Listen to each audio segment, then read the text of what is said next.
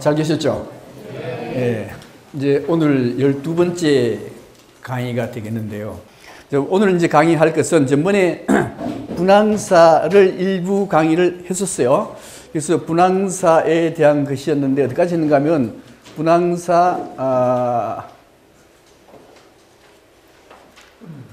분황사가 어떤 의미를 가지고 있느냐 하는 거였었는데 두 개의 설이 있습니다. 하나는 향기로운 황제를 위한 사찰, 그게 그 의미였고, 또 하나는 분은 훈타리카라 그래서 연꽃을 의미합니다. 그래서 깨달음의 황제가 있는 곳, 다시 말씀드리면 석가모니가 있는 곳이란 의미로 분황사가 해석된다 그랬어요. 그 다음에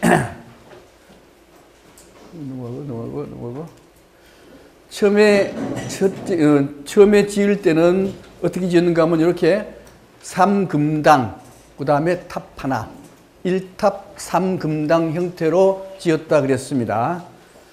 그 다음에 1차 중건은 3금당을 헐어버리고 큰 금당, 중금당, 큰 금당으로 만들었는데 언제 했는가 하면 이게 경도왕 때 크게 짓고 여기다가 약사의례를 설치했다 했습니다. 그 다음에 2차 중건은 몽골 침략에 의해서 다 불탔습니다. 불타고 난 뒤에 172평 되는 큰 금당을 38평형으로 줄였습니다. 그 다음에 임진왜란 이후에 3차 중건이 되는데 이 3차 중건은 아까 38평이었던 것을 12평으로 만들었다고 했어요. 지금 현재 금당은 12평 금당이 되는 겁니다. 모전석탑에 대해서 얘기했고요. 탑의 전개도 얘기를 했었습니다. 이거 했죠? 했죠? 네, 했었습니다.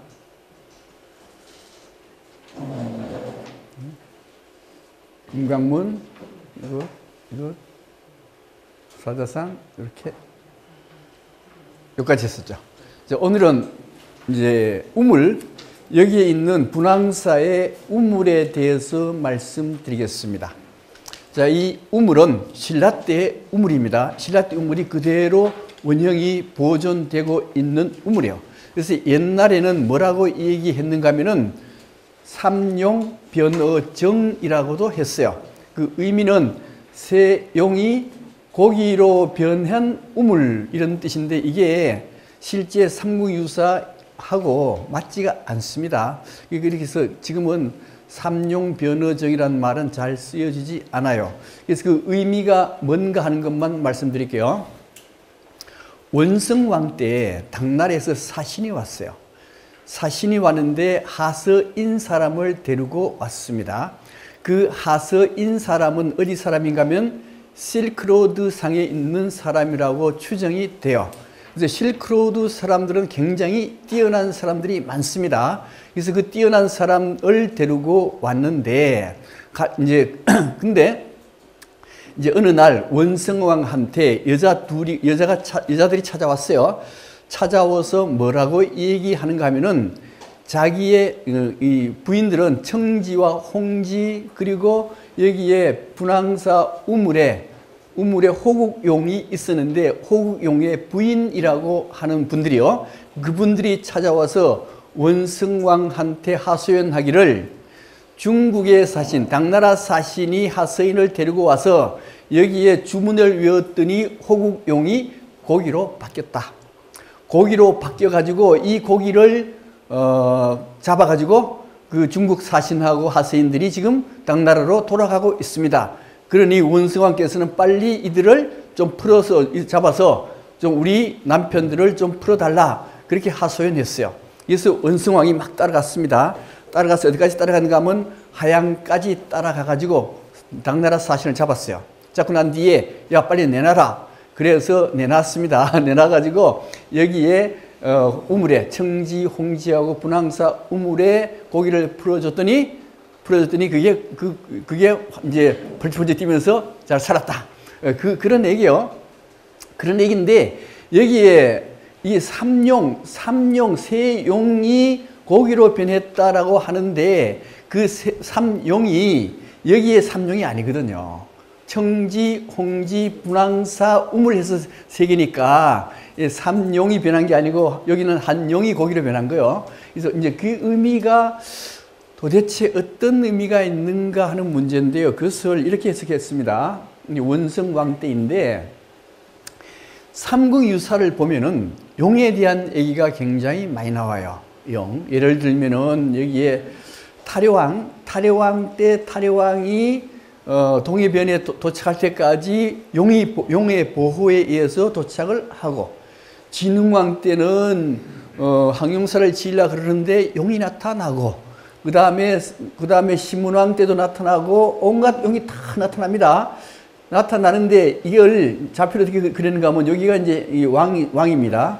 혁거스왕에서부터 56대 경순왕까지. 요거는 힘이요, 힘. 신라의 힘을 나타냅니다. 힘을 나타내는데 대체로 정신적인 흥망은 여기 혁거스왕서부터 시작해서 어딜 때가 최고인가 하면 문무왕 때가 정신력으로서는 최고를 나타냅니다. 문무왕 때까지. 그다음 문무왕 지나고 난 뒤부터는 원래는 삼국유사에 얘기하기로는 문무왕이 아니고 무열왕 때가 최고로 정신력이 높아지는 것. 그래서 삼국유사에 기1, 기2로 나눠지는데 무열왕 때까지가 기1, 문무왕 때부터가 기2. 그래서 문무왕 때부터는 이미 정신력이 쇠퇴하는 시기가 돼요. 그래서 기1, 기2로 나눈 겁니다. 그래서 그 다음에 이렇게 정신력이 좀 나빠져요. 그러다가 그리고 또 하나 경제력은 조금 뒤에 나타납니다. 그죠? 아버지가 정신 바짝 차리고 열심히 일하면은 돈은 누가 많아요? 자식이 많거든. 그래서 조금 뒤에 경제력이 돈이 많아져요. 많아져서 돈이 최고 많을 때가 언젠가 하면 경덕왕 때입니다. 경도왕 때 돈이 많았기 때문에 경도 불국사, 석굴암 그 예술품이 그렇게 나온 이유는 그 당시에 풍부한 경제력에 의해서 그렇게 만들어진 겁니다. 자, 그리고 난 뒤에 경도왕 이후에는 돈이 점점점 없어지게 돼요. 나라가 경순왕 때가 되면 패망하게 되는 겁니다. 근데 이때 용이 등장해요.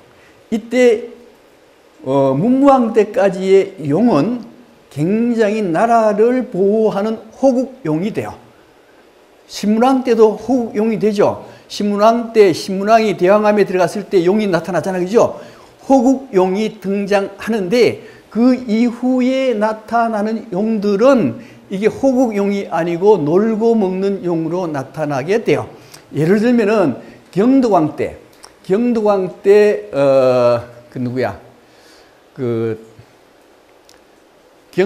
때 태수가 저 북쪽으로 올라가는데 그때 여자를 같이 데려가죠. 그 누구죠? 잘 몰라요?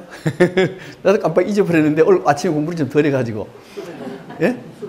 수로부인. 예, 수로부인이요. 자, 수로부인을 데리고 가요. 데리고 가는데 한 삼척 부근쯤 갔을 때 용이 나타나서 수로부인을 끌고 바닷속으로 들어가요. 이미 이것은 호국용이 아니죠.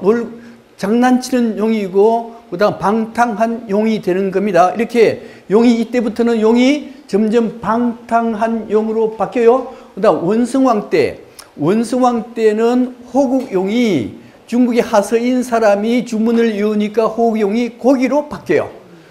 그다음에 여기에 진성여왕 때쯤 되면은 그 타지라는 사람이 있는 그 조에 보면은 호국용을 주문을 외우니까 붕 떠올라요. 붕 떠오르니까 삼위성이 그걸 배를 갈라서 내장을 빼먹어, 간을 빼먹어. 이렇게 용이 보잘것없는 용으로 바뀌어지는 시대, 이 시대가 되는 겁니다. 그러니까 이 원성왕 때에 이 호국용이 그런 호국용이 등장했다는 의미는 이미 신라가 굉장히 많이 기울어졌다는 그런 의미를 내포하고 있는 겁니다.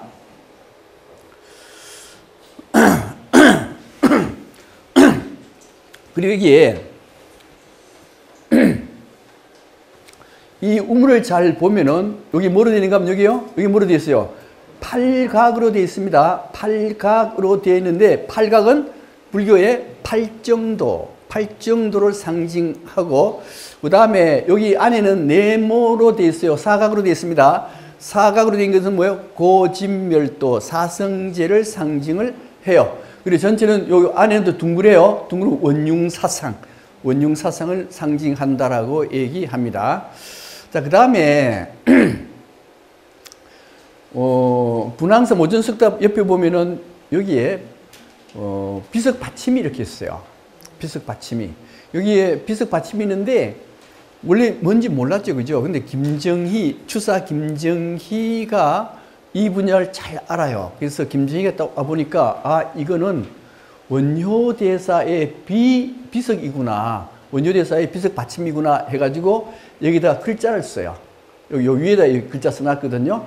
글자 써놨는데 뭐라 써놨는가 하면 차, 이것은 신라 화정국사지비, 이것은 신라 화정국사의 비이다. 비이다. 김정희 제기, 김정희가 썼다. 김정희가 이제 문화재 훼손한 거죠, 어떻게 보면은. 그래서 이게, 원효대사의 비석 받침이구나 하는 걸 알았습니다. 근데 이제 이게 화정국사 비냐, 화쟁국사 비냐 하는 문제가 자꾸 언급이 돼요. 어떻게 알아요? 어떻게 이걸 이해합니까? 선생님 어떻게 이해해요? 화쟁국사로 이게 불교에서는 쟁이가 문제다고 하더라고요. 예. 이게 원래 시효를 받은 것은 화정입니다. 화정국사거든요. 화정국사인데 원효대사의 그 이론 중에 화쟁이 굉장히 유명해요. 굉장히 유명하다 보니까 화정 그러면 그게 화쟁으로 많이 사람들이 기억을 해요. 기억을 하다 보니까 그러면 화정은 잊어먹고 화쟁 이렇게 돼가지고 찾으면 거기다가 화쟁국사비로 나와요. 그래서 지금은 화정국사비로 해도 되고 화쟁국사비로 해도 돼. 혼용해서 쓰이고 있습니다. 그 다음에 넘어갈게요. 그다음 분황사. 분황사에 여기에 그 향가가 있어요. 향가가 있는데 여기 이제 그 어머니가 어린애가 눈이 멀었어요. 눈이 멀어가지고 이 천수 대비한테 와가지고 눈 좀 떠달라고 해서 향가를 부르게 되는 겁니다. 이 내용은 이래요. 무릎 꿇고 두 손 모아 합장하여 천수 간음전에 비옵나이다. 1000개의 손과 1000개의 눈 중에 손 하나를 놓아 눈 하나를 드러내어 두 눈 담은 나에게 하나쯤은 슬그머니 주셔서 꽂아 주소서. 그렇게만 해 주신다면 천수 대비야말로 자비심이 큰 부처가 될 것이옵니다. 라는 이런 향가도 분황사에서 나오는 겁니다. 의미, 그 다음에 보강전. 이 보강전이요. 보강전인데 이 보강전은 원래 보강 그러면 누가 들어가 있어야 돼요? 누가? 광 그러면 빛광자죠. 빛광자니까 비로자나 부처가 여기에 안치되는 것이 원래 정상입니다. 정상인데요. 근데 이 기독교 보면은 삼위일체 사상이 있죠. 성부, 성자, 성령은 세 분이면서 한 분이면서 세 분. 불교도 똑같이 삼위일체가 있습니다. 그 삼위일체를 어떻게 얘기하는가 하면은 법신 비로자나 부처, 보신 노선화불, 화신 부처, 화신 스가모니 부처님 이렇게 세 분이죠. 세 분인데 요걸 세 분이면서도 한 분 이렇게 해요. 법신, 보신, 화신은 세 분이면서 한 분 이렇게 얘기를 해요. 그러면 여기에 법신 누군가 하면 비로자나 부처, 비로자나가 광입니다. 광. 그러니까 여기에 법신 부처를 안치해야 되는데 그 다음에 약사열애는 그럼 도대체 뭐냐? 약사열애는 보신에 해당이 됩니다. 보신이니까 우리 삼위일체설에 의하면은 법신이나 보신이나 화신은 세 분이면서 한 분이면서 세 분이니까 여기에 이런 보강진이라는 말을 써놓고 여기에 약사열애를 안치해도 큰 문제가 없다라고 생각이 들어요. 그래서 보강전 안에 누가 배치된가 하면 약사 열애가 배치가 되어 있습니다. 약사 열애인데 이거 언제 만드는가 하면 걸륭 39년에 만들었다라고 어디에 기록이 되어 있는가 하면은 여기 뭐 여기에 이 약사 열애죠. 약사 열애인데 약사 열애가 여기 약함을 들고 있어요. 약함을 들고 있는데 이 약함 뚜껑 안에 걸륭 39년에 만들었다라고 기록이 되어 있습니다. 그래서 1609년인 같다라고 추정을 해요. 하는데 여기에 약사열의 약함인데 이 약함의 의미는 뭐냐 하는 건데 요 약함의 의미는 부처의 마음이라 그래요. 마음이라 그러는데 여기에 몸이 이 약사열에는 누가 가야 돼요? 아픈 사람이 가야 됩니다. 아픈 사람이 가서 여기서 기도하면은 아픈 게 낫습니까? 안 낫습니까? 맹장염 걸렸는데 여기서 기도하면 날까요? 안 나요. 안 나. 팔 부러지는데 기도하면 낫습니까? 안 나요. 단지 어떤 사람의 병이 낫는가 하면은 정신적으로 문제가 있는 사람, 거의 대부분의 병은 정신적으로 문제가 있을 때 병이 생겨요. 그 사람은 여기 와서 기도하면은 낫습니다. 단 기도할 때 어떻게 해야 되는가 하면은 내 모든 것을 다 내려놓겠습니다.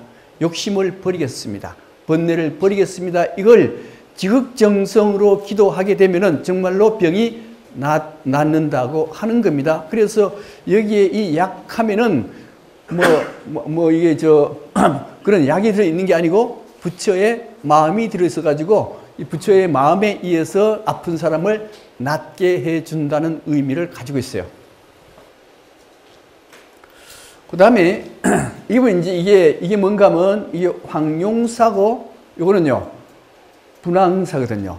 여기에 두 사찰에서 중요한 사찰은 분황사가 아니고 뭐요?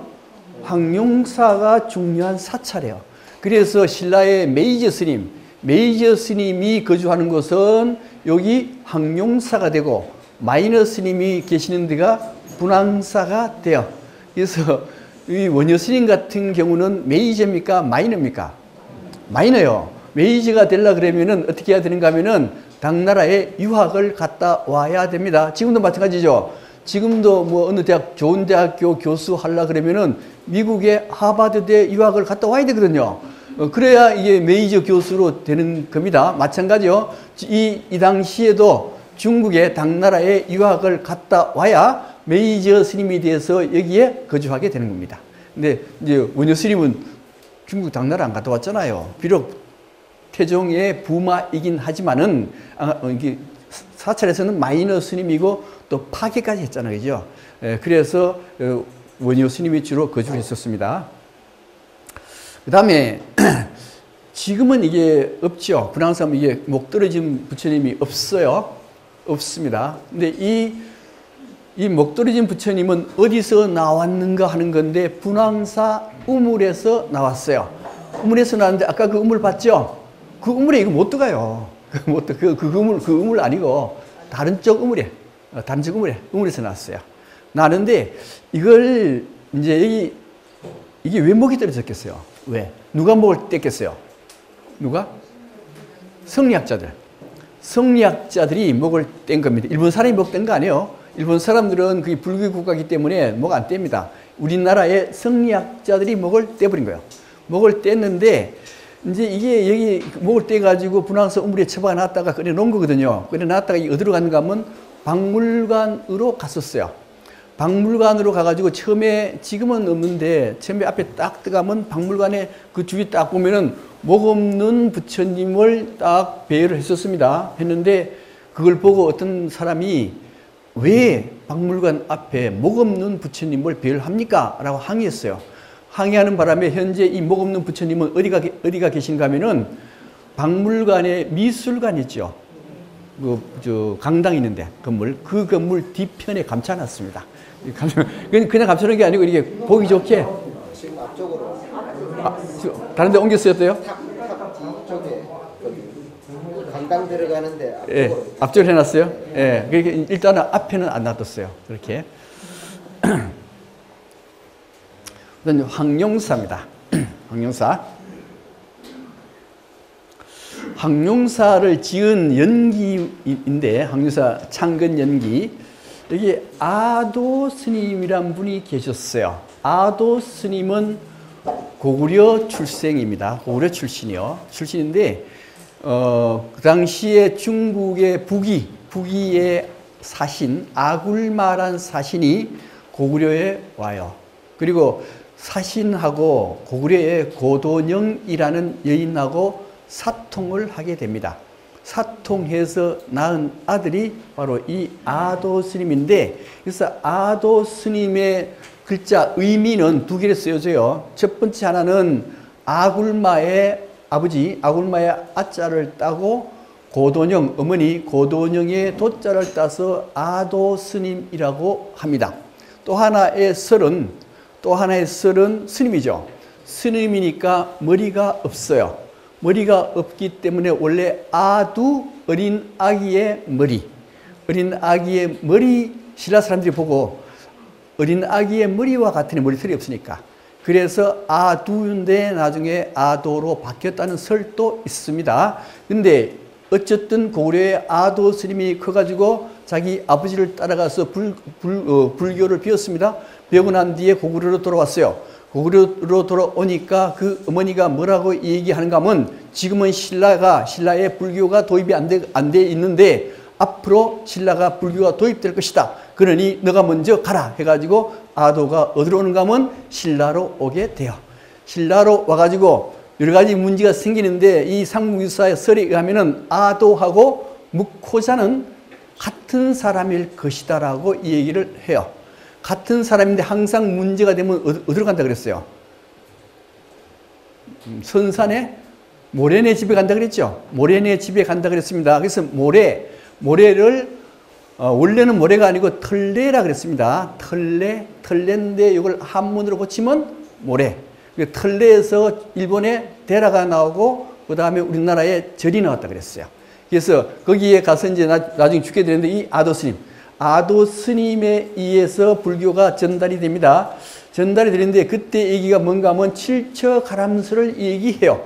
이미 신라는 이미 부처님 이전에 이미 7분의 과거의 부처님이 여기에 계셨다라고 얘기해. 그 중에 여기에 황룡사에는 누가 계시는가 하면 과거 7불 중에 가섭불이 여기서 앉아서 설법을 했다라고 얘기했었습니다. 여기 가섭불, 가급불이 이제 시기불 이게 쭉 나오거든요. 석가모니까지 가급불이게 7불인데, 요 가섭불이 황룡사 절터에서 이미 설법을 했다라 얘기를 했습니다. 그 다음에 그러난 뒤에 진흥왕이 됐습니다. 진흥왕 때에 이제 여기에 궁을 지으려고 그랬어요. 여기가 이제 여기 무슨 강역이에요? 여기? 남천 혹은 뭐요? 문천이라 그래요. 왜 문천이라 할까요? 목이 이게 여기 뭐가 좋은가 하면 이쪽에 위로가 모래가 기가 막히게 좋아요. 모래가 기가 막히게 좋은데 그게 몰개이 그다음에 모기하고 비슷해요. 모기하고 비슷해서 모기 문자를 씁니다. 모기 문자, 벌충자 이렇게 문자 써요. 이게 모기란 뜻이거든요. 그래서 문천이 된 겁니다. 모래, 그 다음에 모기, 문천 이렇게요. 그래서 혹은 남천하고 문천 이렇게 흘러요. 여기 뭔가 하면 여기에 월성, 여기 뭔가 하면 월지, 그 다음에 이쪽에 가면 이게 황룡사지가 황룡사 이쪽이죠. 이쪽인데 여기에 이제 궁을 만들려고 그래요. 진흥왕이. 궁을 만들려고 하는데 뭐가 나타나는가 하면 황룡이 나타났습니다. 용이 나타났어요. 용이 나타나니까 절 짓는 거를 포기하고 뭘 짓는가 하면요. 궁 짓는 걸 포기하고 절을 짓게 돼요. 절을 짓게 되는데, 그러면 왜 용이 나타났는데 궁 안 짓고 절을 짓는가 하는 문제입니다. 왜 그렇게 하는가 하면 용이라는 것은 석가모니 때 얘기인데, 석가모니가 이제 안 먹고 계속 깨닫기 위해서 수행을 해요. 그래서 깨닫기 직전의 모습이 이런 모습이었어요. 이런 모습, 거의 죽기 직전입니다. 죽기 직전에 깨달았습니다. 깨닫고 난 뒤에 몸이 굉장히 허하죠. 허한데 비바람이 몰아쳐요. 비바람이 몰아칠 때 여기에 용이, 뱀이죠, 나가. 용이 이 석가모니 부처님을 보호해줘요. 그래서 용은 뭘 보호해주는가 하면 석가모니를 보호해준다. 다르게 얘기하면 불법을 보호해준다. 불교를 보호해준다. 그래서 이 용은 바로 호국용이 되는데 그 국이란 게 뭔가 하면 불국토입니다. 불교의 나라. 호국은 그런 의미요. 불교의 나라를 보호해준다가 호국용입니다. 호국용이 나타났으니까 이거 여기 궁 짓는 거 하지 말고 절을 짓자. 그래서 절을 짓게 된 거예요. 그래서 이름이 이게 황용, 이거 원래 황용은 누른 용인데 여기의 용은요, 여기 용은 임금 황제 황자의 용이거든요. 이 의미는 다르게 얘기하면은 여기에 부처님을 보호해주는 게 아니고 황제를 보호해주는 사찰, 그런 의미가 내포되어 있다고 하는 겁니다. 그래서 언제 짓는가 하면 여기 1차 중건이 553년부터 569년까지 한 17년쯤 되죠. 17년 동안에 걸쳐서 1차 황룡사를 창건해요. 여기 이렇게 하고 이렇게 만들고. 그 다음에 이때 2차 중건을 하게 됩니다. 이건 현재 완성되어 있는 거고요. 나중에 얘기할게요. 여기에 금당, 동금당, 서금당, 강당, 목탑, 경루, 종루, 중문 이렇게 되거든요. 그래서 전번에 얘기했죠. 지금은 대웅전 뭐 이렇게 극락전 얘기하지만은 신라 시대 때는 그런 말 없습니다. 없고 전부 다 금당이고 문도 중문, 여기 남문, 중문, 금당 이렇게만 해요. 근데 2차 중건 얘기입니다. 2차 중건은 어떻게 해서 진행되는가 하면은 이게 어딘가 하면요. 이 울산. 이게 태화강이에요. 태화강. 이쪽이 미포조선 있는 데거든요. 여기에 진흥왕 때 배가 한 척 다 도착해요. 배가 도착했는데 그 배 안을 열어보니까 청동이 가득 실려있고 금도 일부 실려있고 그리고 편지가 나왔어요. 편지의 내용이 뭔가 하면은 편지의 내용이 이렇게 되어 있습니다. 아쇼카 왕인데 이 아쇼카 왕은 어떤 분인가 하면 최초로 인도를 완전히 통일한 분이 아쇼카 왕이에요. 기원전 3세기에서 2세기니까 이때 이렇게 통일해서 마우리아 왕조를 완벽하게 통일한 사람이 아쇼카 왕이란 분이에요. 이 아쇼카 왕이 어떤 일을 했는가 하면은 이 불교를 깊게 믿었어요. 믿어가지고 탑이 석가모니가 돌아가신 뒤에 탑이 해가지고 탑이 몇 개 있었어요? 8개 탑이 있었습니다. 그 탑에 한두 개를 놔두고 다 헐어서 사리를 전 세계 방방곡곡에 뿌린 분이 누군가 하면 아쇼카 왕이에요. 그러니까 불교를 전 세계로 진흥시킨 왕, 전파시킨 왕이 아쇼카 왕입니다. 아쇼카 왕인데 근데 이 아쇼카 왕이 어느 날 석가 삼존부를 만들려고 했어요. 석가 삼존부를 만들려 했는데 계속 실패합니다. 실패하니까 왕자가 뭐라는가 하면 도저히 우리가 만들 수 없습니다. 그러니 인연 있는 나라에 보내서 그 나라에서 만들도록 합시다 그랬어요. 그래서 그 황동하고 금하고 집어넣고 거기다가 샘플로 삼존불 모델까지 집어넣어서 배에 실었어요. 배에 싣고 방방곡곡 세계 방방곡곡으로 돌아다녀요. 인연 있는 데서 지으라고. 그래서 이게 언제 땐가 하면 BC 200년대 아니에요. 이게 BC 200년대인데 언제 왔어요? 600년대에 드디어 신라에 도착한 겁니다. 800년 동안 세계 방방곡곡을 다녔는데 한 나라도 완성을 못 시켰습니다. 근데 진흥왕 때 딱 도착했거든요. 하니까 진흥왕이 뭐라는가 하면 야, 그거 가져와 해서 이제 황룡사로 딱 가져와서 단번에 완성시켰다 이렇게 해요. 단번에. 도대체 이게 무슨 소린가 하는 건데요. 아까도 말씀드렸듯이 아쇼카 왕은 불교를 전 세계 방방곡곡에 진흥시킨 왕이에요. 왕인데 아쇼카 왕도 못한 것을 진흥왕이 단번에 했다 하는 의미는 진흥왕은 아쇼카 왕을 능가해서 불법을 널리 진흥시켰다. 그래서 진흥왕이에요. 그런 의미를 가지고 있어요. 다르게 말씀드리면은 이 삼국유사에 나온 얘기인데 삼국유사에서 그렇게 쓴 이유는 우리나라는 굉장히 문화 국가다는 걸 나타내는 겁니다. 그 당시에 문화는 불교밖에 없잖아요. 그죠? 그래서 그걸 의미하는 게 바로 이 얘기예요. 이 얘기인데 그 다음에 또 한 가지 뭐가 있는가 하면 아까 모델 있었다 그랬죠. 모델. 석가 삼존상의 모델은 그걸 여기 울산에 그 아까 미포 이게 어딘가 하면 여기 있어요. 여기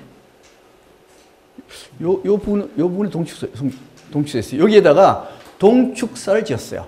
동축사를 짓고 모델인 삼존상을 여기에 모셨습니다. 동축이란 의미가 도대체 뭔가 하는 건데요. 동축이라 하는 의미는 인도를 뭐라 하는가 하면요. 서축이라고 해요. 서축이라고 하는데 동축이란 뜻은 동쪽의 불교 국가 인도 그런 의미를 가지고 있어요. 그래서 이 동축이라고 지은 이름 자체도 우리나라의 불교 문화는 중국을 초월해서 중국을 능가해서 인도와 대등한 그런 불교 문화 국가라는 걸 세우는 것이고 동축이라는 뜻은 그 다음에 진흥왕의 업적은 인도를 능가한다는 그런 의미를 내포하고 있는 겁니다. 석가 삼존상이 안치하고 있는 자대가 이렇게 있어요. 이게 574년에 만들어진 것이죠. 그 다음에 황룡사 구층탑이 됩니다. 황룡사 구층탑은 이제 자장율사와 관계되는 건데 이 자장율사가 선덕여왕 때 중국의 당나라로 가요. 당나라로 가서 어디로 가는가 하면요. 오대산으로 갑니다. 오대산인데 이 오대산하고 우리나라에도 오대산 있죠. 의미가 같아요. 의미가 같은데 이게 어디서 나왔는가 하면 밀교에서 나온 겁니다. 밀교라고 하면 우리 칠불암에 사방불 있죠. 사방불의 중간 안에 부처가 한 분 더 계세요. 대일열애라고 한 분 더 계시기 때문에 원래 5분의 부처입니다. 5분의 부처를 산으로 나타내요. 그래서 여기 오대산이라 하는 것은 5개의 봉우리, 5개의 대가 있다는 뜻이에요. 이게 그대로 오대산, 우리나라의 오대산도 그대로 연결돼요. 그래서 우리나라 오대산, 이 오대산 보면은 동대, 북대, 중대, 서대, 그다음 남대 이렇게 5개 대가 있어요. 오대산 가보시면은 이렇게 돼 있다고 이게. 근데 우리 이제 되게 여기 상운사 가고 그다음에 이게 정멸보훈 가고 이렇게 가지고 그죠? 중간에 이게 중대가 하나 있어. 큰 사찰 하나 있어요. 5대인데 이거는 밀교에서 나온 겁니다. 이렇게 밀교에서 나온 거예요. 그런데 여기 이제 자장율사가 오대산 갔어요. 오대산 갔는데 누구를 만나는가 하면 여기에 문수보살을 만났어요.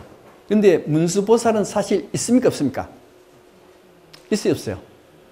없어요. 문수보살 없습니다. 없는데 그런 문수보살을 어떻게 칭견했는가 하는 문제인데 그것은 자장율사가 문수의 수준으로 올라갔다는 의미예요.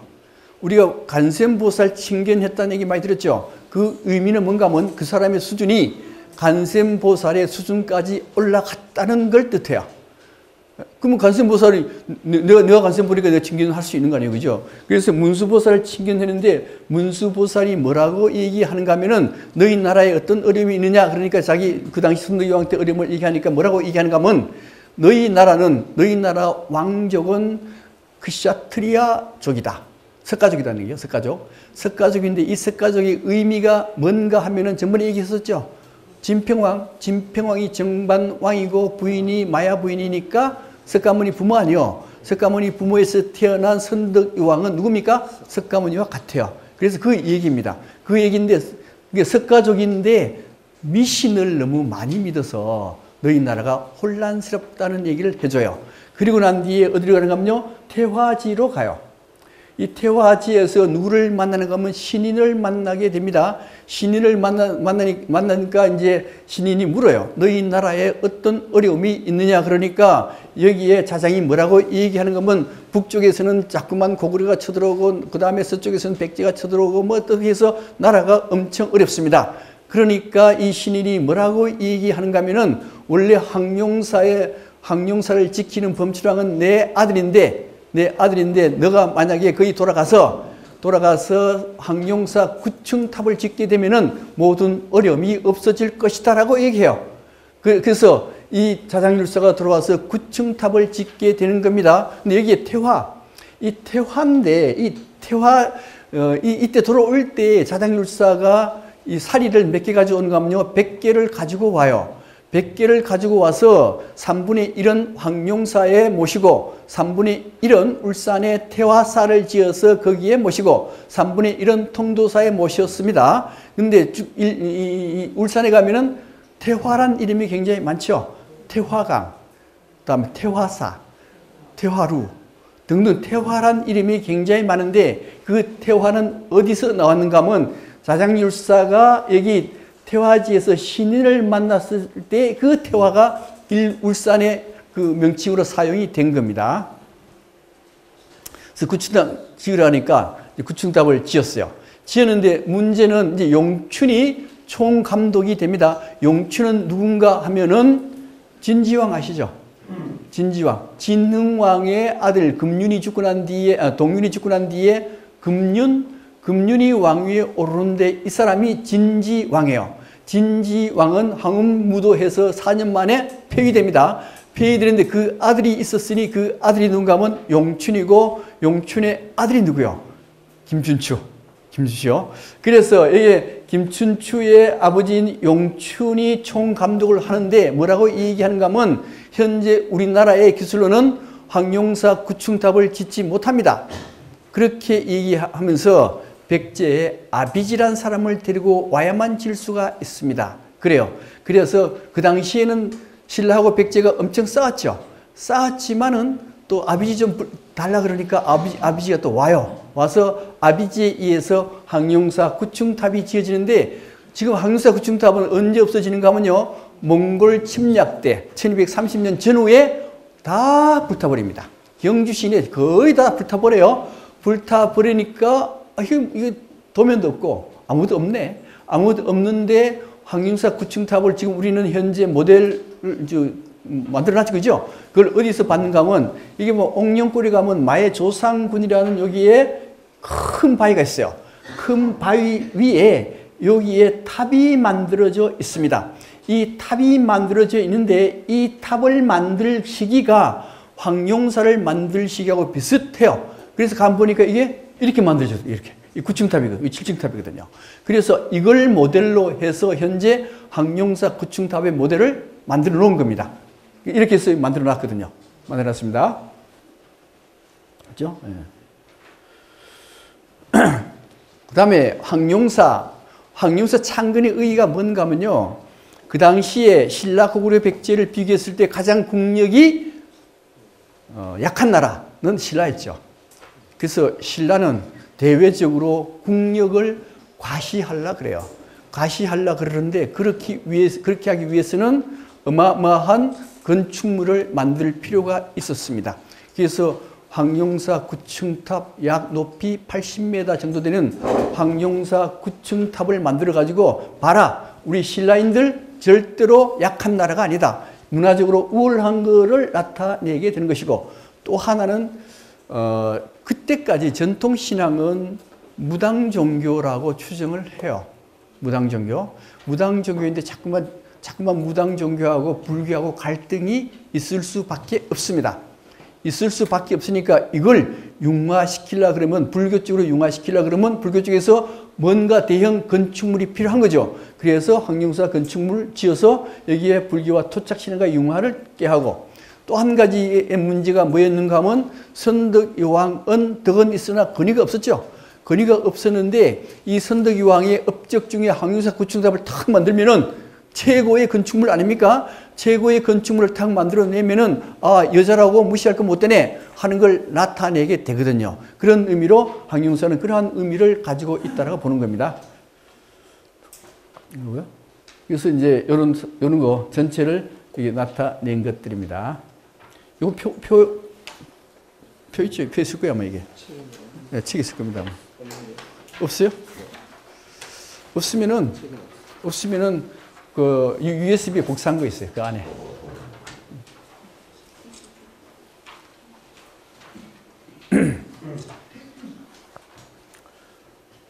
그리고 그다음에 항용사 최종 가람 배치도입니다.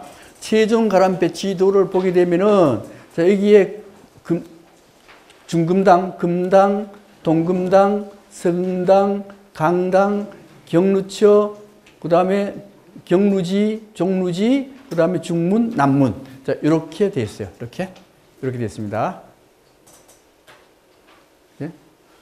근데 황용사 연역을 다시 말씀드리면은 처음에 창건할 때가 진흥왕 때요. 553년에서 569년에 1차 건물을 짓습니다. 중건은 아까 아쇼카 왕 보낸 거 있죠, 그죠? 그걸로 만들었는데 여기에 574년에서 584년에 걸쳐서 지었고, 그 다음에 최종가람 황용사 구층탑이요. 황용사 구층탑이 645년에 완공이 됩니다. 그럼 이 합치면 몇 년쯤 돼요? 거의 100년 가까이 돼요. 그렇게 걸쳐서 지었습니다. 그러고 난 뒤에 중수, 2차 중수가 언젠가면 성덕왕 때 이게 효수왕 때 벼락에 맞은 것을 성덕왕 때 중수였어요. 그러고 난 뒤에 3차 중수인데요. 이때 경문왕입니다. 경문왕 때 탑을 헐고 새로 짓어요. 탑을 헐고. 그러니까 몽고 침략 때 불탄 것은 이때 선덕이 왕 때 만든 게 아니고 경문왕 때 872년에 만든 것이 1230년대 전후에 불타버리게 되는 겁니다. 자, 그리고 난 뒤에 4차, 5차, 6차에서 전소 1238년에 몽고군의 침략에 의해서 완전히 다 불타버리게 되는 겁니다. 지금도 중수하려고 그러니까 돈이 너무 많이 들죠. 너무 많이 들어가지고 아직도 시작을 못했어요. 그 다음에 이제 건물 지을 때 기단부, 원래 지금 건물 지으려 그러면은 파이프 박죠, 그죠? 파이프를 어디까지 박는가 하면 안반에 받칠 때까지 파이프를 박아요. 파이프 위에 건축물이 서게 되는 겁니다. 근데 그 당시에는 파이프가 없잖아요. 파이프가 없으니까 바닥을 돌처럼 단단하게 다져야 됩니다. 단단하게 다지는데 이 단단하게 다질 때 이게 판축 기법이라 그래요. 판축. 흙 딱 깔고 막 다져요. 다져. 한 번 다졌죠? 또 흙도 깔고 또 다져. 그렇게 해서 높이가 아마 4m 정도 될 거예요. 굉장히 높아요.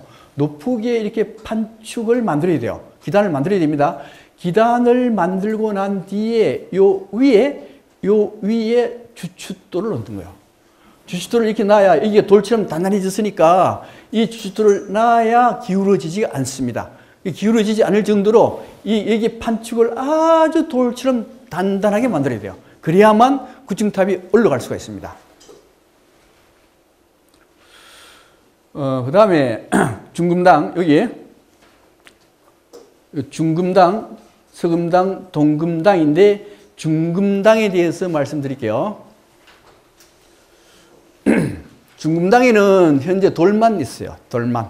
돌만 있는데 여기 석가, 장육, 삼존불이 여기에 안치가 되어 있습니다. 근데 장육인데요. 장육이라 하는 뜻은 뭔가 하면 일장은 열자입니다. 열자 플러스 6이니까 16자. 16자면은 3을 곱하면 얼마요? 4.8m. 불상의 높이가 4.8m를 장육이라 그래요. 장육존불. 장육 삼존불이라 그럽니다. 우리 불교에서 삼존불이 있고 삼신불이 있는데 삼존불이라 할 때는 중간에 부처님 양쪽에 보살이 있을 때는 삼존불이라 그래요. 그 다음에 부처가 세 분 계실 때는 삼신불이라 그럽니다. 그 호칭을 틀리면 안 됩니다. 설명할 때 틀리면 안 돼요. 다시 한번 삼존불이라는 것은 부처님 계시고 양 옆에 보살이 있을 때는 삼존불, 그 다음에 부처님 세 분 계실 때는 삼신불이라고 해요. 그러니까 여기에 삼존이 붙여지면은 여기에 부처님이 계시고 석가모니 부처님이 계시고 양옆에 보살이 계십니다. 양옆에 보살이 계시는데 어떤 보살을 안치했을까요? 보통 석가모니 부처님의 경우는 왼쪽에는 누구요? 문수, 오른쪽에 보현. 문수 보현으로 우리는 생각하고 있는데 이것은 고려 중기 이후에 확립된 도상입니다. 그렇기 때문에 신라 시대에는 여기에 보살이 문수 보현이라고 보기가 어려워요. 알 수가 없습니다. 어떤 보살을 배치는지 알 수가 없어요. 그 다음에 여기에 돌이 몇 개인가 하면 10개의 돌이 있어요. 10개의 돌이 있으면 누구를 배치했을 것 같아요? 10대 제자. 10대 제자. 10대 제자를 배치했을 것이고, 그 다음에 여기에 돌이 몇 개인가 하면 하나, 둘, 셋, 4개 있어요. 돌이 4개 있으면 누구를 배치하면 좋겠어요? 사천왕을 배치하면 좋습니다. 사천왕을 배치를 해요. 이렇게 사천왕을 배치합니다. 그 다음에 여기 돌이 2개 있어요. 돌이 2개 있는데 이 돌 2개는 누구를? 범천과 제석천이 아니겠는가라고 추정을 해요. 합니다. 그러면 여기 보면은 가만 보니까 이 중금당의 배치는 어떤 배치인가 하면요. 불교 전체 배치하고 비슷해요. 왜요? 왜 그런가 하면은 우리 문 들어가면은 첫 번째 문이 일주문, 여기에 중문이고 두 번째 문이 뭐였습니까? 두 번째 문이 금강문이 있는데 금강문 없을 경우는 사천왕문이 있어요. 근데 이게 사천왕이 나오거든요. 이렇게. 이렇게 나오기 때문에 이 금당은 지금으로 말하면은 사찰 전체를 상징할 수도 있다라 보는 거예요. 근데 이게 이런 형태가 일본에 가면은 이런 형태로 배치가 됐어요. 일본에 도다이지 가보셨죠? 도다이지 가보게 되면은 여기에 중금당, 금당 안에 이 사천왕이 있다고 이게. 사천왕이 있어요. 그래서 아마도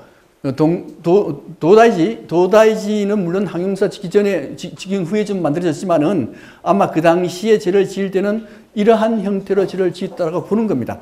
그 다음 석굴암도 마찬가지죠. 석굴암도 그 안에 뭐가 있어요? 사천왕이 그 안에 있잖아요. 그죠? 예, 그래서 이것은 하나의 완벽한 절을 갖추고 있다라 보는 겁니다.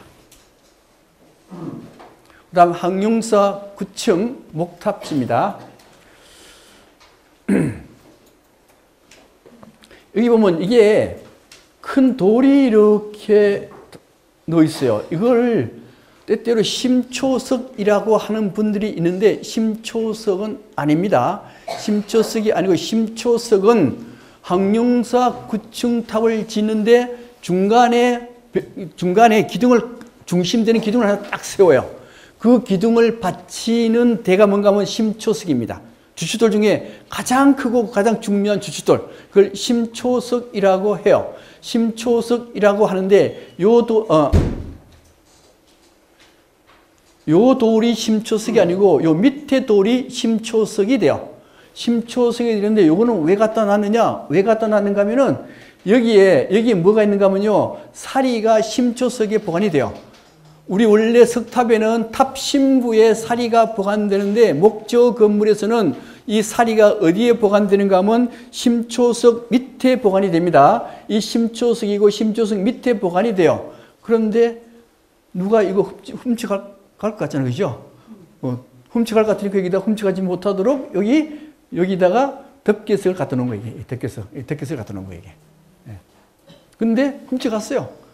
도굴에 갔는데 나중에 발각됐죠. 그래서 이 찰주석 밑에 발견된 금동사리 외함이요. 사리 외함 안에 이 항용사 9층탑이 언제 어떻게 지었고 그 다음에 높이는 얼마가 되고 중수는 언제 중수했다는 게 여기 기록이 되어 있었어요. 그래서 경문왕 때 다시 지었다는 걸 알게 된 겁니다. 여기 내용이 다 들어가 있습니다. 그 다음에 사리도 나왔어. 사리 3분의 1 나오면 30 몇 개 나와야 될 거 아니에요. 근데 500개 안 나왔어요. 그 다음에 지진구는 뭔가 하면은 전번에 분황사 할 때 지진구 나왔었죠. 지진구라 하는 것은 건물을 지을 때 지신한테 잘 보여야 됩니다. 지신한테 잘 보이기 위한 패백 물품, 이게 지증부라 그래요. 이런 것들이 나왔습니다. 침이인데 이게 이걸 침인데 여기 뭐 올빼미 치자라 그래요. 올빼미 치. 올빼미 꼬리입니다. 꼬리 밑자니까 올빼미 꼬리처럼 생겼다 해서 올빼미를 집어넣는데, 이거는 뭐 여러 가지 설이 있어요. 설 중에 하나가 뭔가 하면 올빼미는 밤에 활동을 하고 눈도 감지도 않는다 그래요. 근데 여기서 건축물, 목조 건축물에서 가장 중요한 거는 뭔가 하면요, 화재 방지가 돼요. 그 화재 방지하기 위해서 아마도 여기 올빼미를 이렇게 만들어 놓지 않았나 이렇게 추정을 해요. 이게 치미가 한 1.2m가 굉장히 커요. 굉장히 큽니다. 치미에 새겨진 신라인의 얼굴 이런 것도 새겨놓고요. 이렇게 신라인의 얼굴입니다. 사실 일본에 가도 사치호쿠라는 게 있어요. 사치호쿠라는 게 있는데, 요거는 물고기의 꼬리 부분이고, 요거는 이제 호랑이 부분인데, 이것도 마찬가지로 물고기에 들어가잖아요. 그죠? 물고기에 들어간다는 얘기는 물을 의미해요. 물을 의미하기 때문에 이것도 마찬가지로 화재 방지용으로 쓰입니다. 도다지가 이런 게 있어요. 이거 도다지가 이런 게 있는데, 뭐 이게 이제 이것도 같은 의미가 되는 겁니다. 이 도다지. 자, 이렇게 해서 항용사를 마치고 10분 쉬고 월지에 대해서 하겠습니다. 자, 이제 어디로 가는가 하면요, 월지로 갑니다. 월지.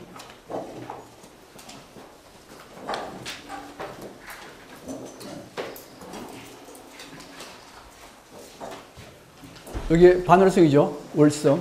월성이고 첨성대이고, 여기에 월지입니다. 월지.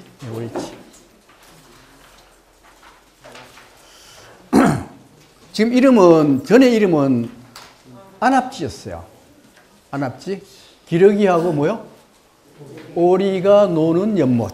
이것이었는데, 지금은 정식 이름이 동궁과 월지입니다. 동궁과 월지. 이게 동궁은 태자가 있었던 곳을 동궁이라고 해요. 태양이 떠오르듯이 태자도 떠오르는 별 같아서 동궁이라 그래요. 그리고 월지인데, 원래 이제 왜 이름이 월지인가 하는 문제인데, 원래 월성이죠, 월성. 경주 이름이 월성입니다, 그죠? 그 다음에 지금 반월성이라 그러는데 반월성이 아니고 월성이었어요. 월성. 그래서 월성 안에 있는 연못이니까 월지가 될 겁니다. 월지.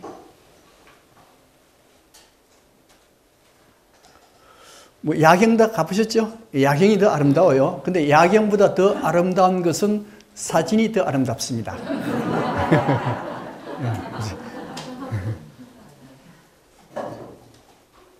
아름답죠?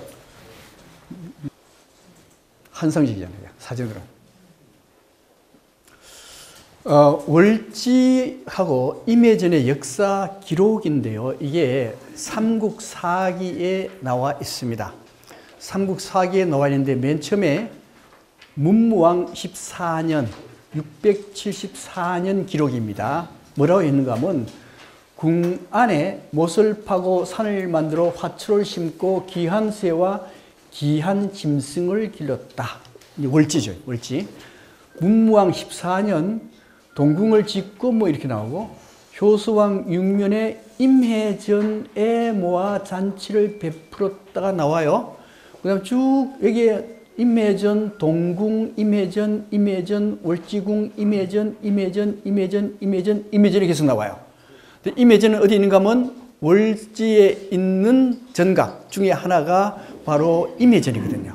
근데 마지막 경순왕 때 경순에 가만 보니까 도저히 신라를 버틸 힘이 없습니다.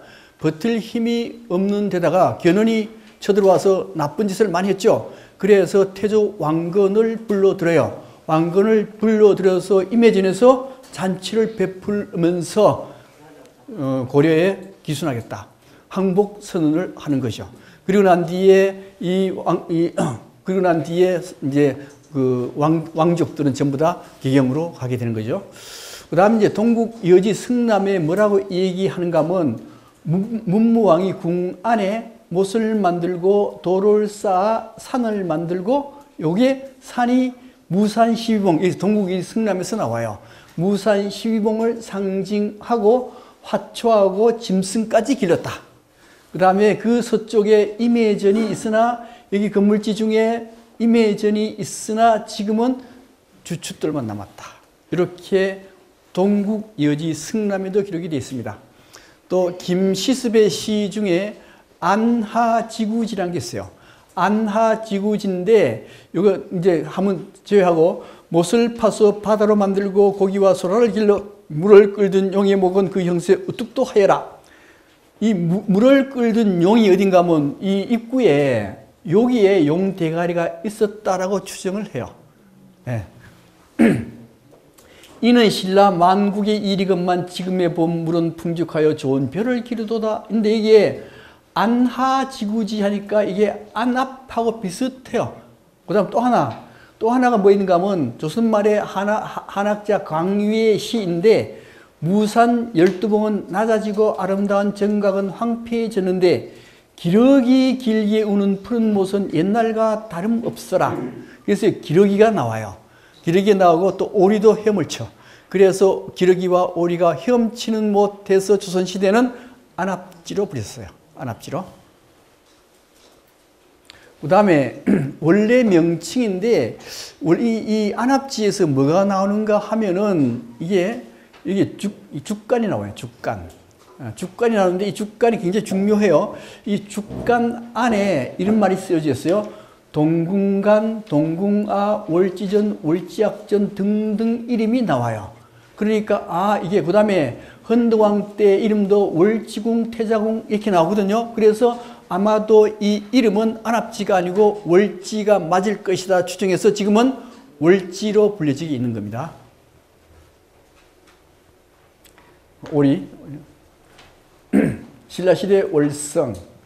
그 다음에 언제 만들어졌는가 하는 문제인데 여기에 674년설인데 여기에 674년설은 아까 상부사기 아까 나왔었죠, 그죠?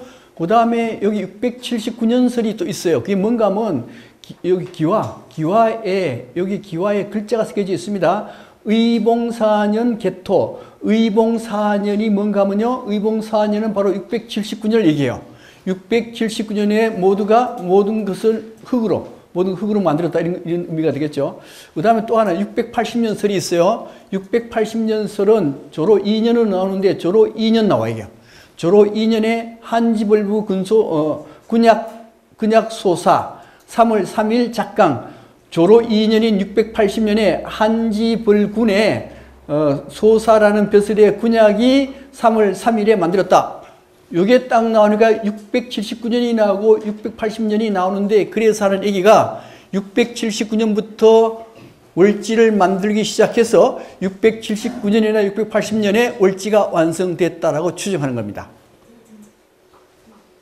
그 다음 월지를 왜 만들었는가 하는 문제인데요. 왜 만들었는가 하면은 지금 이제 최약수국 신라가 660년에 백제를 멸하고 668년에 고구려를 멸했어요. 멸하니까 그 다음에 당나라가 신라를 먹으려고 해요. 그래서 신라하고 당나라가 싸움을 시작합니다. 싸움을 시작하는데 그 싸움 중에 가장 중요한 싸움이 언젠가면요 675년에 매소성 싸움이었어요. 매소성 싸움에서 당나라군 20만 명, 신라군 3만 명으로 3만 내지 4만 명을 얘기하는데 그때 싸움에서 신라가 완벽하게 이겨버립니다. 이기니까 자신감을 얻었죠. 근데 사실은 이게 신라로 봐서는 백제하고 고구려가 멸한 뒤에는 당나라는 원래 게임이 안 된다고 봤어요. 이미 이제 통일은 다 되었다라고 추정을 했습니다. 그래서 여기에 674년 매소성 전투 이전에 우리 통일 기념 사업을 해야 되겠다 해서 만든 게 월지라는 겁니다. 다시 말씀드리면 월지는요 통일 기념 사업 중에 하나입니다. 그 다음에 또 문화적 배경도 있는데요.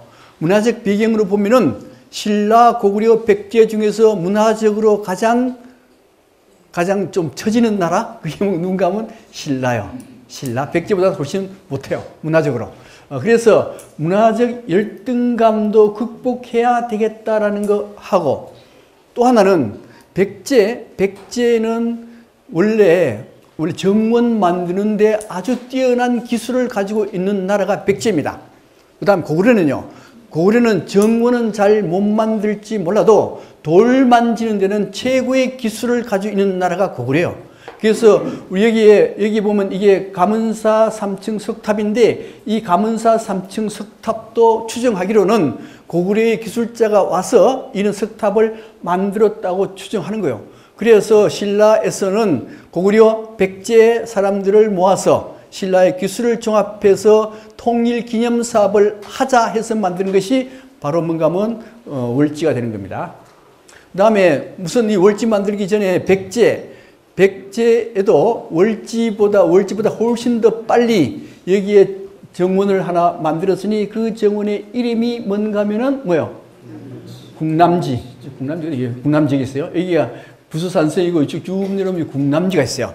국남지는 사실 폐허가 다 된 건데 그걸 다시 복원을 했습니다. 복원해서 이렇게 만들었어요. 이렇게. 예. 굉장히 커요. 굉장히 큽니다. 네, 이렇게 중간에 섬이 있고 이거 다리로 연결되어 있어요. 이렇게 연결되어 있습니다. 국남지.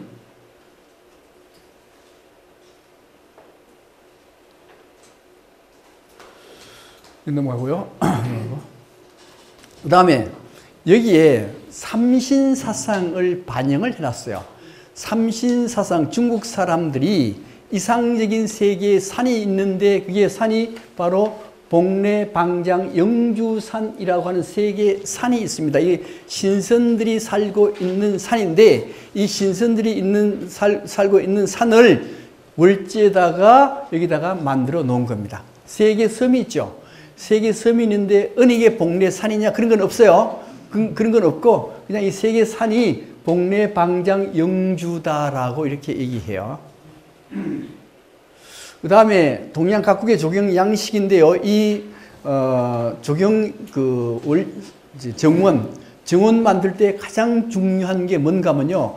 산하고 물입니다. 산과 물이 반드시 있어야 돼요. 그래서 특히 물이 가장 중요한 정원의 요소입니다. 왜 그러냐? 물은 장생불사를 추구하거든요. 물은 상선약수라 그래서 상선약수를 보셨죠? 가장 최고로 좋은 선은 물과 같은 것이다. 왜요? 물이라고 하는 것은 전번에 얘기했죠. 생략하고 물하고 그 다음에 물과 산이 반드시 있어야 되는데 예를 들면 이런 것도 있어요. 료안지라고 하는 절이 하나, 교토 가면 료안지라는 절이 있는데 그 절 가면은 입장료만 여기에 정문에 들어가는 입장료만 해도 굉장히 비싸요. 한 10,000원 가까이 들어가요. 뭐 보러 들어가는가 하면 요거 보러 들어가요. 요거. 거기 가면은 모래하고 돌밖에 없어요. 근데 이게 뭘 상징하는가 하면 이 모래는 이 모래하고 산을 물기를 다 빼버려요. 물을 다 빼버려요. 물을 다 빼면은 뭐만 남는가 하면 모래하고 산도 물 다 빼버리면 돌밖에 안 남아. 그래서 물과 돌로 형성된 정원, 이 료안지라 그러는데 이 료안지가 굉장한 상징성을 내포하고 있기 때문에 세계적인 정원이라고 불려지고 있어요. 월지의 조경 양식입니다. 복원하기 전에 월지는 이런 형태였어요. 이게 아마 1973년 박정희 대통령에 의해서 경주가 이렇게 복원하기 전에 이런 형태였습니다. 볼품 없었죠. 이런 형태. 네. 이런 형태. 이렇게 복원했습니다. 건물은 없어요. 이렇게 복원했습니다. 월지 건물 복원도입니다. 지금 이건 없죠? 건물 몇 개 몇 세 그죠? 3개 몇 죠? 이렇게. 예. 석축구조. 자, 이렇게 되어 있는데, 먼저 이 석축구조가 어떻게 되는가 보겠습니다. 먼저 이쪽에 서쪽은 장대석을 쌓았어요. 이게 물높이입니다. 물높이 물높이에서 여기에 겜돌은 막돌로 쌌습니다. 물 속에 들어갔으니까, 그죠? 그 다음에 여기, 이 겜돌에, 그 다음에 여기서부터 경관석이 돼 있어요. 이렇게.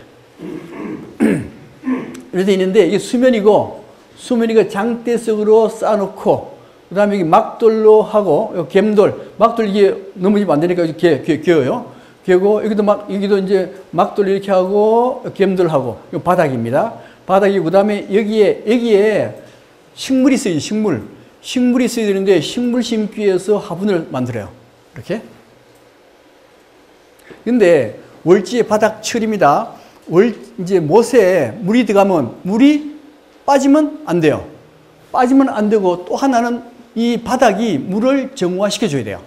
두 가지. 첫 번째가 물이 빠지지 않게 하고, 물을 정화시켜 줘야 되고, 그래서 여기 보면 빠지지 않기 위해서 진흙을 다져요. 맨 밑에. 그 다음에 강화 다짐하고 둥근 돌을 또 집어넣고 또 점토를 집어넣어요. 그럼 이게 물이 안 빠져요. 안 빠집니다. 하나도 안 빠져요. 그리고 난 뒤에 자갈과 모래, 바달 자갈을 위에다 깔아요. 이거는 뭐 하는 거예요? 물을 정화시키는 작업이에요. 이렇게 이 바닥 처리도 굉장히 세밀하게 이렇게 하는 겁니다. 석추, 여기 석추, 그렇죠? 그 다음에 요거, 이게 물을 깨끗하기 위해서는 여기에 식물들이 있어야 됩니다. 그죠? 식물들이 있어야 되는데, 아까 봤지만은 바닥을 완벽하게 다져놨기 때문에 식물이 자랄 수가 없어요. 자랄 수가 없으니 식물을 자라게 하기 위해서 깃털집을 짓는 겁니다. 깃털집을 지어서, 깃털집에 이렇게 지어요. 이렇게.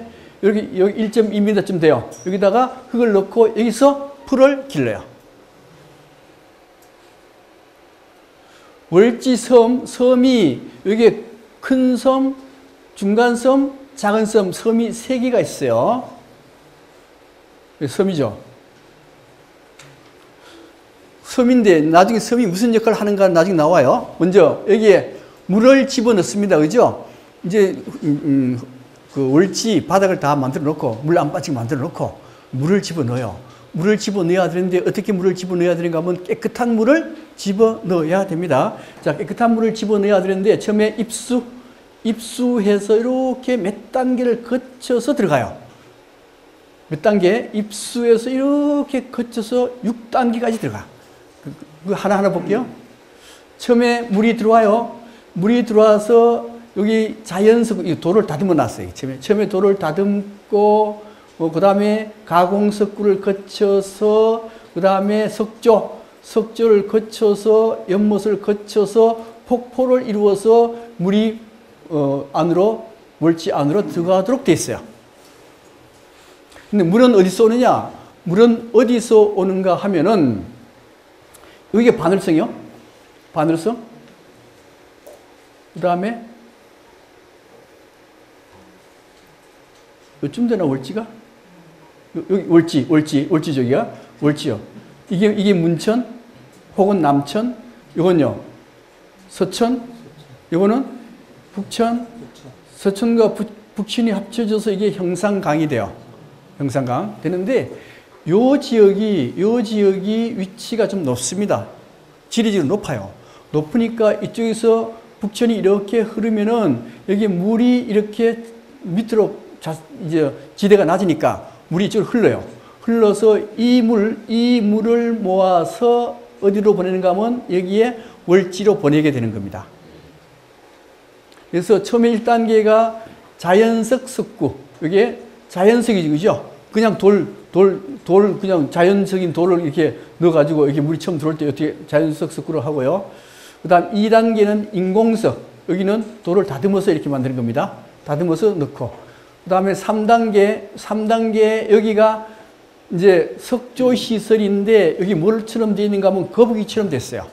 거북처럼 되어 있는데 거북이 되게 물에 살죠, 그죠? 물에 살아요. 그래서 아마 그래서 거북처럼 만들고 요 위에 용머리가 얹혀졌다라고 해요. 엄청 여기 얹혀지면서 동시에 여기서 뭐가 있는가 하면 이렇게 갈퀴가 있어가지고 여기 어느 나무 껍질 같은 거 들어오죠? 그러면서 그래서 걸리면 빼주면 돼. 그죠? 그렇게 하면 되고. 그 다음에, 뭐하고? 그 다음에 이제 어디 가면, 여기 연못입니다. 연못인데, 요 연못이죠. 이 연못에는 흙들이 같이 딸려 들어와. 그죠? 딸려 들어오면 여기 연못에 흙이 쌓여요. 그럼 여기서 연못에 흙을 퍼내주면 돼요. 예, 연못, 되죠? 그 다음에 마지막에 폭포입니다. 폭포인데 왜 이 폭포를 하는가 하면은 여기에 물이 들어갈 때 가능한 한 산소를 많이 포함해서 들어가야 돼요. 그 산소를 많이 포함시키려고 그러면 폭포로 물을 떨어뜨리게 되면 이제 물이 팍 튀잖아요. 그죠? 그럴 때 산소를 포함시켜요. 포함시켜서 이 월지 안으로 들어갑니다. 자, 이 월지 안으로 들어가는데 문제는 섬이에요. 큰 섬, 작은 섬, 중간 섬인데 만약에 섬이 없을 경우에 물은 어떻게 흐르는가 하면요. 물은 여기 들어와가지고 물은 그냥 이렇게 쭉 배출구에 있거든요. 물이 그냥 이렇게 쭉 흘러서 들어가버려. 들어가면 여기에는 물이 공급이 됩니까? 안 됩니까? 물 공급이 안 돼요. 물 공급 안 되면 여기 물은 어떻게 돼요? 썩어버려. 썩어버려요. 그러니까 여기에 섬을 배치를 해요. 섬 배치를 하게 되면 물이 여기 딱 들어와서 여기 충돌이 일어나면서 이렇게 흐르고 이렇게 흘러요. 흐르는데 여기 작은 섬이 있어요. 작은 섬에 충돌을 해요. 충돌한 물이 이쪽으로 이렇게 들어가요. 됐죠? 그 다음 이렇게 물이 흐르다가 여기에 충돌하고 여기에 충돌하면 이렇게 흐르고 이렇게 흘러요. 그 다음에 여기에 충돌해요. 여기에 충돌해서 이렇게 물이 들어와요. 물이 들어오니까 이 섬이 있음으로써 여기에 기퉁이에도 물이 계속 순환이 되기 때문에 여기 월지물은 항상 깨끗한 상태로 유지가 될 수 있다고 보는 겁니다. 그렇죠? 넣고. 배수시설이요.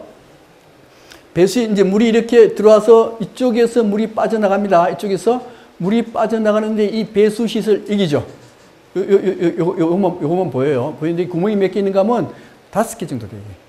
5개? 이거 물 막는, 물막이고, 물막에. 이렇게. 하나, 둘, 셋, 넷, 5개.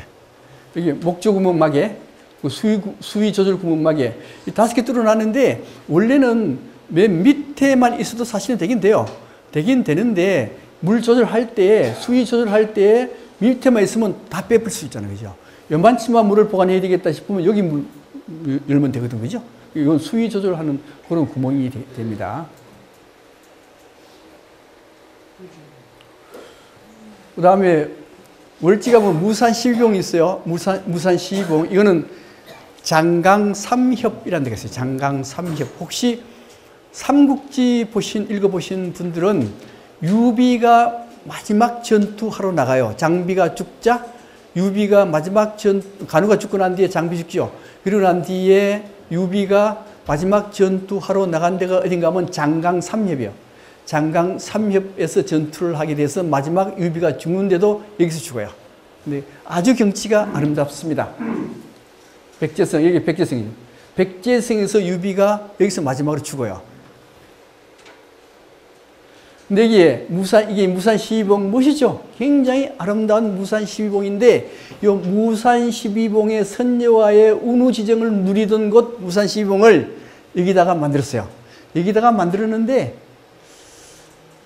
이거 이렇게 아름답게 만들지 못하죠? 만들지 못하는데, 대충 만들어 놓고도 조선시대나 고려시대 시인들은 무산 12봉처럼 느낀다, 이거 이렇게. 그 다음에 월지 서쪽입니다. 석축입니다. 석축인데 이 석축은 누가 쌓았어요? 아마도 고구려 사람들이 쌓았다라고 보는 거예요. 고구려 사람들이 쌓는데 육합 쌓기를 해요. 석축 쌓을 때는 이렇게 여기 하나 돌이 6개 돌이 맞물리도록 쌓습니다. 맞물리도록 쌓아야 튼튼하게 돼요. 그래서 이렇게 만들어진 겁니다. 건물지입니다. 자, 건물지인데 자, 이게 건물지잖아요. 그죠? 건물지인데 이 건물지 여기 3개는 뭔가 하면 동궁입니다. 동궁인데 우리 경복궁 가면 맨 첫 번째 나온 게 뭐였어요? 여기에 근정전, 정전이었죠. 그 다음 두 번째가 뭔가 하면 편전이었습니다. 편전. 세 번째가 잠자는 침전이었어요. 그래서 정전, 그 다음에 중전, 여기 중전이라 했는데 중전 혹은 편전, 혹은 여기는 내전 했는데 침전 이렇게 해요. 하는데 여기서는 뭔가 하면 행사가 있을 때, 큰 행사가 있을 때 정전에서 해요. 근정전 하는데 거기는 큰 건물이잖아요. 그죠? 큰 건물에서는 평상시 일 보는 데 아니에요. 그거는 큰 행사가 있을 때 근정전에서 행사를 해요. 이게 정전 그 역할을 하고, 그 다음에 편전 혹은 중전은 실제로 동궁이 여기 나와서 일을 보는 장소, 이걸 편전 혹은 중전이라 그러고, 이건요 잠자는 곳, 침전 혹은 내전, 잠자는 곳 이렇게 되어 있습니다. 그 다음에 건물지, 그 다음에 이게 이제 여기에 호수벽을 따라가면서 건물지가 있는데, 건물지가 몇 개 있는가 하면 하나, 둘, 셋, 넷, 5개가 있어요. 5개? 이렇게. 이게 이제 정전, 중전, 내전. 혹은 정전, 편전, 침전. 이렇게 되어 있고. 그 다음에 여기에 건물지 1, 2, 3, 4, 5. 이렇게 되어 있습니다. 그 다음에 지금 아까 상북사기 보면은 임해전이 굉장히 많이 나와, 그죠? 임해전. 도대체 이 5개의 건물지 중에 어떤 게 임해전이자라는 논문이 있어요. 이 논문을 발췌한 건데, 이게 뭐 주와 종, 허와 실, 소와 밀 등등등 검토해 본 결과 어디가 임해전이냐? 요 건물이 모든 걸 다 바라다 볼 수 있고, 가장 중요한 건물이 제3건물지가 돼요. 그래서 아마도 요 건물이 임해전일 것이다 추정만 해요. 확실하게 이거다는 아닙니다. 추정만 해요. 그 다음에 이 월지의 예술과 정신이라고 하는 건데요. 먼저 이 월지를 만든 것은 언제 만들었는가 하면 삼국이 통일했을 때 만들었습니다. 그래서 통일 축하의 기념으로 만든 게 월지거든요. 그래서 이 월지에는 그 당시에 사상이 내포되어 있어요. 그 당시를 이끌어가는 사상, 시대 정신이 여기에 내포되게끔 만들어야 이 월지야말로 가장 훌륭한 월지가 정원이 되는 겁니다. 그래서 그 시대 정신을 여기에 내포하고 있다라 하는 겁니다. 먼저 이걸 만들 때 세 나라의 기술이 합쳐져서 만들었다 그러는 거예요. 첫 번째가 뭔가 하면 여기에 석축 쌓는 거, 이 기술은 고구려 사람들의 기술을 동원한 거죠. 그 다음에 여기에 이 동쪽이죠. 동쪽에 호수 이런 거 만드는 거, 이 만드는 것들은 누가 만드는가 하면요, 백제의 기술자들이 만들었다고 추정을 해요. 그 다음에 신라는 뭐 했냐? 신라는 이 모든 기술을 종합해서 이런 형태로 만들도록 했던 게 신라 사람들이야. 그래서 이렇게 만들었는데, 그러면 여기에 어떤 정신이 깃들어져 있느냐 하는 건데요. 그 당시에는 신라 고구려 백제가 통일을 했지만은 물리적인 통일이고 화합적인 통합은 되지 않는 상태입니다. 따라서 갈등과 분열이 극심하던 시대였어요. 그래서 갈등과 분열을 가능한 한 없애주는 것이 그 당시의 시대 정신이 되는 겁니다. 그래서 여기에 이 모든 것들을 통합하는 정신이 깃들어져 있다고 보는 거예요. 먼저 첫 번째가 뭔가 하면 여기는 바로 직선들이 돼요. 그죠? 직선이요. 곡선이 전부 직선으로 되어 있고, 이쪽은요. 이 전부 다 이게 곡선으로 다 되어 있습니다. 곡선으로 다 되어 있어요. 곡선으로 다 되어 있으니까 직선과 곡선의 극단적인 것의 통합. 또 하나는 뭐가 있는가 하면요. 이거는 육지가 됩니다. 육지가 되고, 여기에 뭐로 받는가 하면은 뭐로 봤어요? 바다로 본 거예요. 왜 바다로 받는가 하면 요 건물이 뭐라는가 하면 임해전이라고 그랬어요. 임해전이라는 게 뜻이 뭔가 하면 해가 바다 했죠. 바다에 임한 전각. 그러니까 이걸 바다로 봤습니다. 바다로 봤는데 이게 넓이가요. 축구장 2개 정도밖에 안 돼요. 안 되는데 어떻게 바다가 되는가 하는 문제인데, 문제는 여기에 어느 데서 보더라도 이 물의 끝을 볼 수가 없어요. 예를 들면은 여기서 바라다 봐도 여기가 안 보입니다. 그 다음에 여기 봐도 여기 안 보여요. 여기서 바라다 봐도 여기가 안 보입니다. 어디를 가서 보더라도 물의 끝을 볼 수가 없어요. 바다라는 게 뭡니까? 바다라 하는 것은 어디를 가더라도 끝을 볼 수가 없어요. 바다라는 것은. 그러니까 끝을 볼 수 없는 형태가 바다인데 그걸 정확히 이 조그마한 물의 면적으로 끝을 볼 수 없게 만들어 놓은 바다. 이거야말로 신라인들이 아주 높은 기술력을 가지고 만든 거예요, 이게. 예. 그래서 이게 바다, 육지와 바다의 통합을 의미해요. 그래서 가만 보면은 사실 모든 것들을 통합하는 요소를 다 가지고 있습니다. 다 가지고 있어요. 그래서 이 안압지야말로 전 세계에서 가장 중요한 정원, 가장 유명한 정원, 가장 최고의 정원이 바로 안압지라 하는데 그 이유가 뭐냐? 그 이유가 뭔가 하면 극단적인 것들의 통합이요. 바다만 보더라도 조그만 면적으로 끝이 안 보이도록 만들어진 기술. 이것이야말로 세계 최고의 정원이 아니겠는가라고 추정해요. 물론 이제 우리는 일본 정원을 보고 그 일본 정원이 최고의 정원이다라고 하지만은 그 일본 정원은 어떻게 보면은 사람 눈을 현혹시키는 타락된 정원이라고 보는 설도 있습니다. 그래서 이 안압지 볼 때 이 정원이야말로 세계 최고 정원. 예를 들면 이제 북경 가면은 큰 그게 뭐죠? 이화원이 누구야? 서태후가 만든 거 아니요? 서태후가 만들었는데 어마어마한 돈을 들여서 그걸 만들었거든요. 만들었는데 그 때문에 청나라가 멸망했다는 설도 있어요. 거기 보면은 그 호수가 어마어마하게 바다가 면적이 넓어요. 넓은데 바다처럼 보여요. 바다처럼 보이는데 그건 바다가 아니야. 끝이 보이거든요. 그래도. 근데 이거는 그렇지 않다 이거예요. 그래서 이 화원보다도 더 멋있는 이 정원, 이것이 바로 안압지라고 보는 겁니다. 안압지에서 출토된 유물들인데요. 이제 이게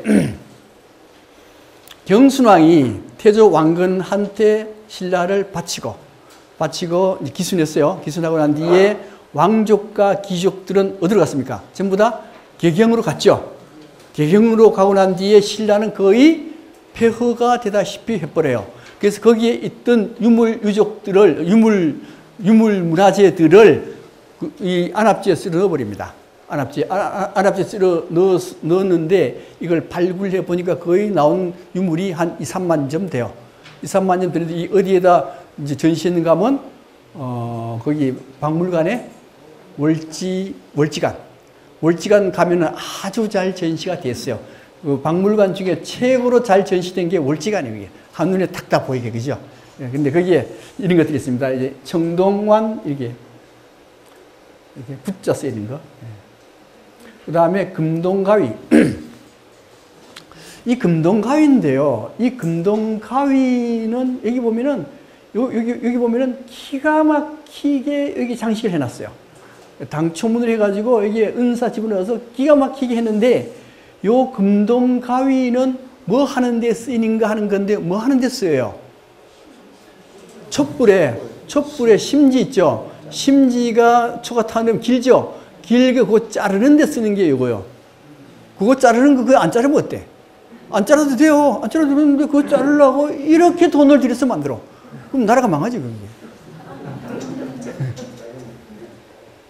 그 다음 구리거울, 청동거울입니다. 청동거울인데 원래 청동거울은 얼굴 보는 거라기보다는 신과 인간되어 있는 게 청동거울이요. 금동불상도 나오고요. 주화성도 나오고, 그 다음에 목간 문제인데, 목간 혹은 죽간인데, 그 당시 이거 발굴할 때까지는 우리나라에 목간이 안 나왔어요. 목간이 안 나오면 안 되거든요. 근데 안압지에 최초로 목간이 나온 겁니다. 목간이 나는데, 이게 목간이라는 거는 여기 나무에다가 글자 쓴 거거든요. 이게 대량으로 발굴된 게 안압지요. 이런 것도 나왔어요, 이런 거. 이게 남자 성기를 의미해요. 성기를 의미하는데 이거 다마까지 박았네. 길이가 18cm 적당해요. 근데 신라 사람들은 지금 우리와 다르게 성이 굉장히 자유화, 개방화되어 있다라고 보는 겁니다. 그다음 주령구. 주령구가 나는데 주령구는 들어보시죠, 그죠? 여기 보면 이 펼쳐놓고 보면 이게 이제 술 마시고 놀이하다가 지면은 여기 굴러가지고 나오는 대로 하는 거요. 하는 대로 어떻게 하는가 하면 더러운 것을 버리지 않기 이게 스스로 노래 부르고 스스로 마시기 등등등등 이렇게 나와요. 나와요. 이게 게임하고 난 뒤에 지면은 벌칙을 여기다가 적어놨어요. 적어놨는데 주령구가 나무로 돼 있거든요. 나무로 돼 있어가지고 좀 지저분해가지고 거기 이제 집어넣고 뭡니까 이게 전자레인지인가? 레인지에 집어넣고 소독한다고 돌렸어요. 돌려가지고 그냥 타버렸어. 타가지고 새로 만들었어요. 이 진짜가 아닙니다. 지금 있는 거는.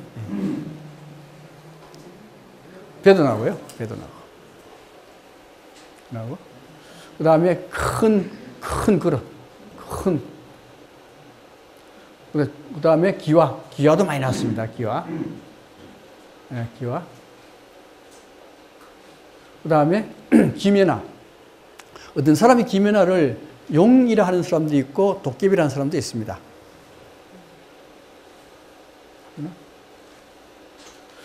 자, 첨성대인데요. 첨성대인데, 첨성대는 다음 시간에 하고 오늘은 10분 일찍 끝내겠습니다. 네.